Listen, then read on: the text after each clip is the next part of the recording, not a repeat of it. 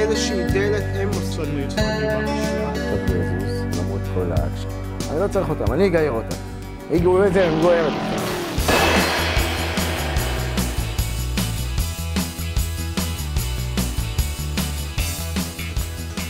This is where most of the leaders get their money from, is getting people, basically putting your hand in people's pockets.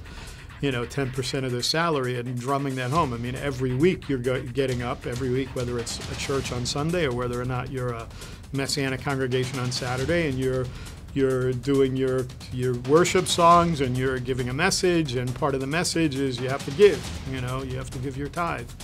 You have to give your money.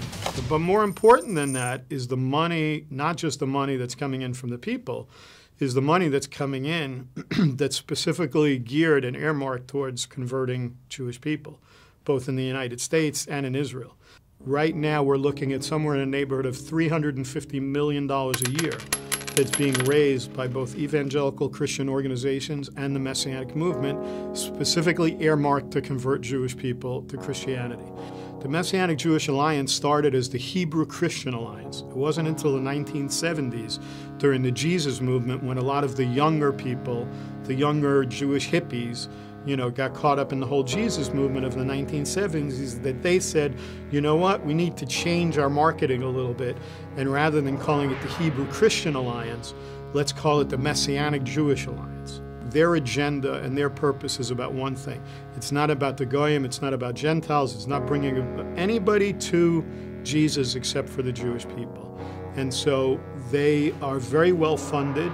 $350 million is a lot of money, and it's coming from both sides. It's coming from Messianic groups that are going to evangelicals, and there's evangelical organizations that are raising money on their own.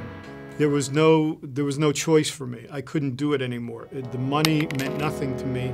It meant nothing to me to have the respect and to have honor and to have the money if I was walking in deception. I had to leave. We closed the congregation over 3 years ago. It was about 3.5 years ago. Even when I was very involved in the Messianic movement, it was always very difficult for me, because when I would go to these conferences, as I said, they were so limited. The leaders were so limited in their understanding and their knowledge. They back into things. It's like in archery. When you look at a target and you shoot an arrow, the problem is that what they do is they shoot the arrow first, and then they go and they draw a bullseye around it afterwards. When I came out after 20 years, I was upset, I was angry.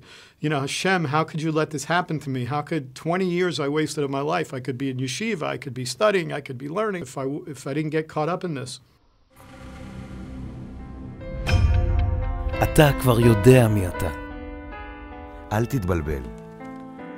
כדי להבין יותר, לחץ כאן. מוגש מטעם יד לאחים.